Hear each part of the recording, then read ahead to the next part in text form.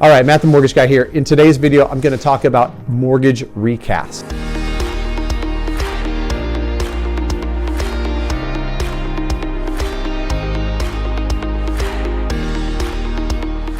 I'm going to talk about, first of all, what is a mortgage recast. Then I'm going to get into a little bit about how it works, who might want to do it, why you might want to do it, and then I'll kind of detail some things to know about mortgage recasting. So let's jump right into it.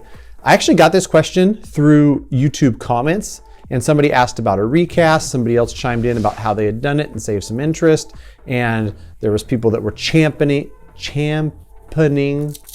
How do you say, like, when you champion something? What is that? Like champion? I don't know. One cut, no edits. Let's go. Anyhow, some people were big fans of it, but the funny part is, like with a lot of stuff, people might be a champion or people might talk good or bad about something with not really understanding how it works. So let me explain it to you the best I can. I've actually walked through with clients, had clients do recasting, and so I'll tell you from my perspective, some pros and some cons and how it works. So first and foremost, what is a mortgage recast? A mortgage recast is when you take a big lump sum payment and pay it towards your mortgage, and then the servicer of that mortgage recasts what's remaining. So let's take a quick example.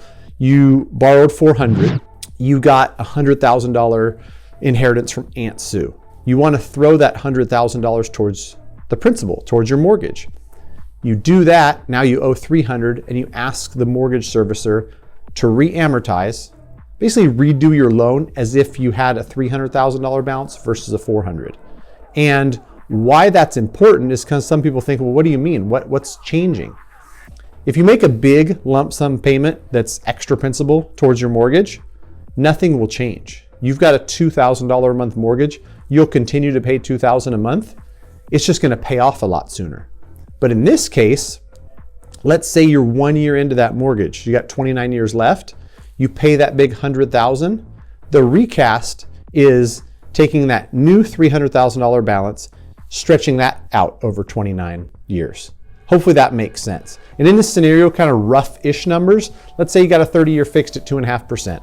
And in a year from now, you made that big $100,000 lump sum payment. And instead of knowing that that 100K would knock the back 8 years off your loan, no, I want to still be 29 years left in my mortgage. I just want a lower payment. It might lower your payment by $400 a month. So that's what recasting is, a big lump sum payment and then recasting the mortgage and the payment over the remaining term. And that's important. Some people think it goes back to 30 years. No, whatever's left is left. Another important thing to think about is your terms don't change. So if you had a 2.5%, you stay with the 2.5%. If you had a 4.25%, you stay in 4.25%. It just stretches the payments back out based on that big lump sum payment. So with that being said and understanding a little bit about what it is, now let's talk about why you might do this. One really popular thing that I've seen is in a competitive market like we have now in many parts of the country, you might be in a position where you're going to buy a new house, and to make your offer as competitive as possible, you're not going to sell the house you're leaving until after you buy the new house, because you don't want to write your offer contingent on this sale. What you can do, and what I've had clients do, you put an offer, you put 5% down, you get your offer accepted, you buy this house, you move into this house, now you sell your old house.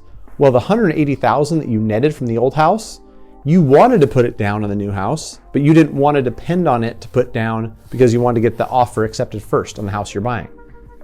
After you've closed on the new house, take 100 of that 180, throw it towards a new mortgage and have it re-amortized. That's a recast.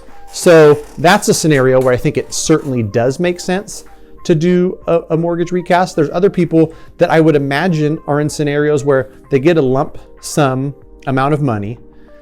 They don't necessarily want to invest it. They don't want to have it sitting in their bank where they think that they might spend it, but they know that their current monthly mortgage payment a little bit higher than like, so it's an option for them. I personally wouldn't do that, but it's an option for them to throw 50, 60, 100. I think the minimum amount you can throw towards it is $5,000. I think, and everybody's got different rules. that's an important thing to think about right now, is that every servicer is going to be different. Whether they offer the recast or not is question number one. If they do offer it, one, how much do they charge? And two, what's the minimum principal payment, that lump sum payment that they need before they'll recast it? Most of them are somewhere between $5,000 and $10,000 on the minimum payment to be applied. And then I've seen anywhere from $150 to $500. And in the scenario where you're kind of redoing this mortgage that you got into because you hadn't sold your old house yet, it certainly makes more sense to recast than it does to refinance, because $150 being paid to recast is a lot better than the title fees, lender fees, everything that's rolled into a refinance. So in that scenario, it certainly makes sense. So that's kind of the how, the who, the why. I've walked people through this, and some things that I would say to be aware of is the cost, like I said, the minimum requirements for what you've got to throw towards principal, and also that it's going to take 60 or 90 days. These things are slow moving from what I've seen, and that can get frustrating. I mean, you've thrown a big lump sum payment at the servicer, and you're like, where did that money go? When am I going to see this new payment? And so be patient. If you're one of the people that this makes sense for, here's the other thing too, is it doesn't always make sense. There's, I think it makes a lot less sense in a super uber low interest rate environment like we've got now, where if somebody's in a 4.25, you wouldn't recast, you'd refinance and go into a 2 point whatever it is.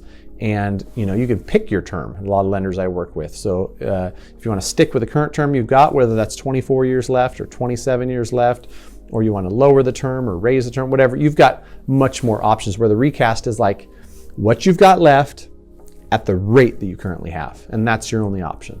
So hopefully that cleared things up. Hopefully that gave you some insight into what a mortgage recast is. If you got this far in the video, I appreciate you watching. What I try to do is put out at least 3 videos a week, mortgage, real estate investing type stuff. So if you have any ideas, jump in the comments like this person did about recasting, and I'll be happy to create a video for it. It helps me sometimes to dive in and do a little bit extra research on some stuff that I've come across, some stuff I've seen, but I might not have the working knowledge, or I've learned it and forgot it by now. That happens as well when you run across thousands of mortgage guidelines in your career. Stuff that I knew front and back 4 years ago has already left this little pea brain. So thanks for watching. Consider subscribing, smash the like button. If you got this far, you have to hit the like button. I mean, if you didn't like it and you got this far, why in the heck did you not click out 7.5 minutes ago? Thanks for watching.